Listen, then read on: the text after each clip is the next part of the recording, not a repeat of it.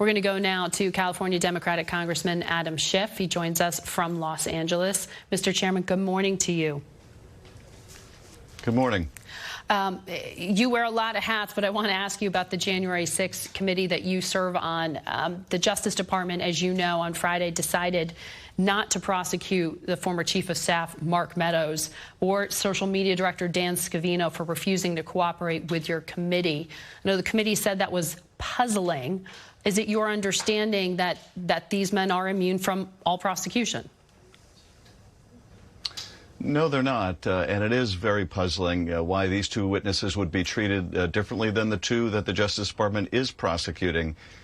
There is no absolute immunity. These witnesses have very relevant testimony to offer in terms of what went into the violence of January 6th, the propagation of the big lie, and the idea that witnesses could simply fail to show up.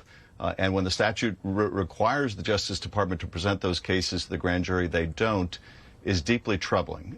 We hope to get more insight from the Justice Department, but it's I think, a grave disappointment and could impede our work if other witnesses think they can likewise refuse to show up with impunity.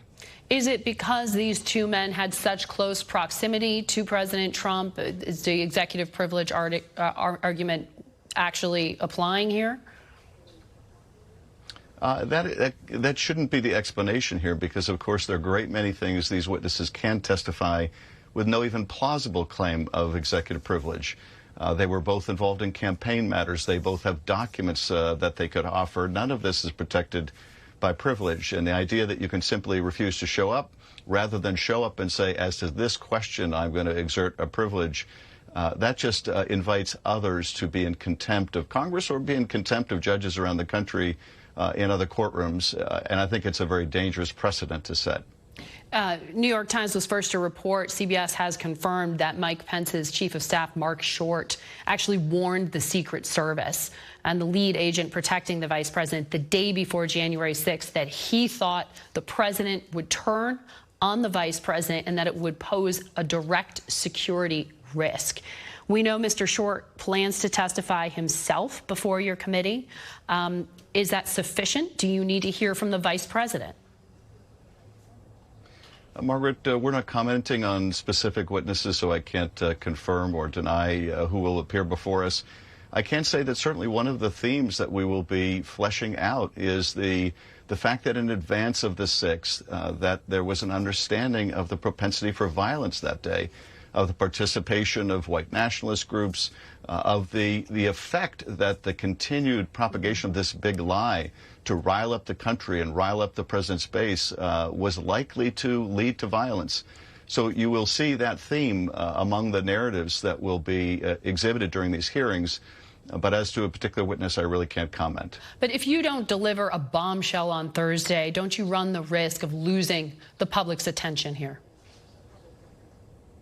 Our goal is to present the narrative of what happened in this country, how close we came to losing our democracy, what led to that violent attack on the 6th. The American people, I think, know a great deal already. They've seen a number of bombshells already.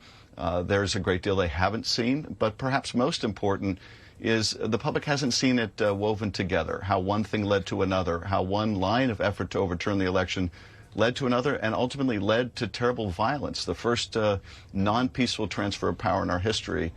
So we want to tell that comprehensive narrative, and we're aiming at people, an audience, frankly, that still has an open mind about these facts. Yeah. We want to counter the continuing propagation of big lies, and that's what our goal is. I want to ask you about inflation, which is a problem throughout the country. The San Francisco Fed said that the American Rescue Plan contributed about 3 percentage points to inflation. It's not the primary driver, but a contributor to it.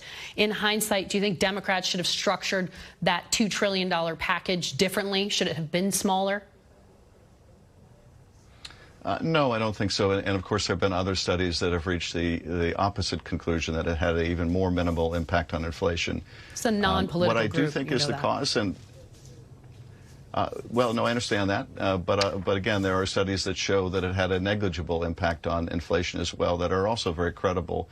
I think the reality is, though, and this I think is borne out by all the evidence, is there was a global inflationary pressure, a global problem with supply chains.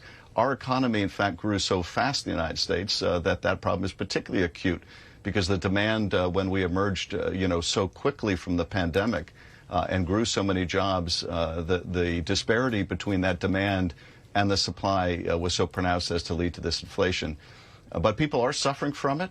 We've got to attack it in every way we can.